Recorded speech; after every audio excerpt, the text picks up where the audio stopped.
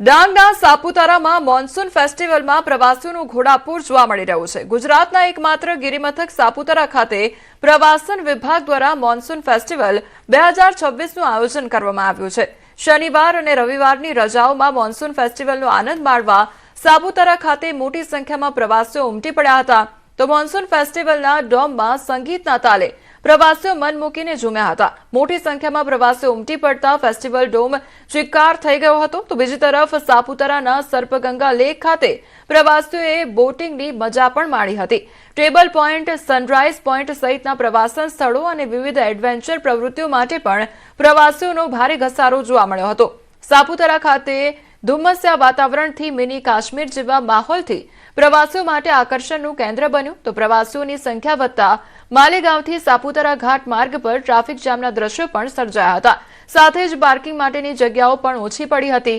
તો મોન્સૂન ફેસ્ટિવલના કારણે સાપુતારાના સ્થાનિક વેપારીઓ અને ધંધાર્થીઓમાં પણ ખુશીનો માહોલ જોવા મળ્યો છે અને સ્થાનિક રોજગારી તથા વેપારમાં વધારો થયો છે। તો સાપુતારાની રમણીય વાદીઓ, મોન્સૂન ફેસ્ટિવલનો માહોલ અને પ્રવાસીઓની ભારે ભીડથી સાપુતારા હાલ પ્રવાસીઓથી ઉભરાઈ રહ્યું છે। અમદાવાદના વસ્ત્રાલ ખાતે શ્યામા પ્રસાદ મુખર્જી ઓડિટોરિયમમાં ભાજપ દ્વારા સમરસતા સંકલ્પ અભિયાન અંતર્ગત પ્રદેશ સ્તરીય કળશ વિતરણ કાર્યક્રમ યોજાયો। સંત શિરોમણી ગુરુ રવિદાસ મહારાજની 650મી જન્મજયંતિ વર્ષ નિમિત્તે યોજાયેલા કાર્યક્રમમાં પ્રદેશ અધ્યક્ષ જગદીશ વિશ્વકર્મા, સંગઠન મહામંત્રી રત્નાકર અને અનુસૂચિત જાતિ મોરચાના રાષ્ટ્રીય અધ્યક્ષ લાલસિંહ આર્ય ઉપસ્થિત રહ્યા। તો કાર્યક્રમમાં ગુરુ રવિદાસ મહારાજના સમાનતા, સામાજિક સમરસતા અને એકતાના સંદેશને જન જન સુધી પહોંચાડવાનો સંકલ્પ લેવાયો।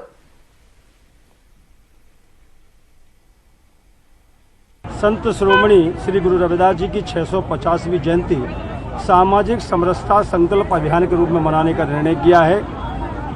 ये कार्यक्रम का प्रारंभ गुरु पूर्णिमा के दिन 29 जुलाई को काशी से प्रारंभ हुआ था, जहां वो जूनागढ़ में आए भी थे, कई बार आए थे। वहां 16,000 पंचायतों में एक साथ यहाँ से उनकी पावन मिट्टी को कलश के माध्यम से और रथों के माध्यम से भेजने का काम हुआ है। एक दिव्य और भव्य इस पावन माटी का स्वागत हो रहा है।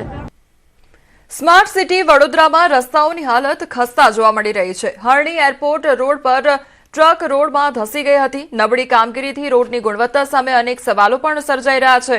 અગાઉ કરેલા કામ બાદ રોડ બેસી ગયો। વ્યવસ્થિત પુરાણ નહીં કરવામાં આવતા પાલિકાની બેદરકારી હવે છતી થઈ છે।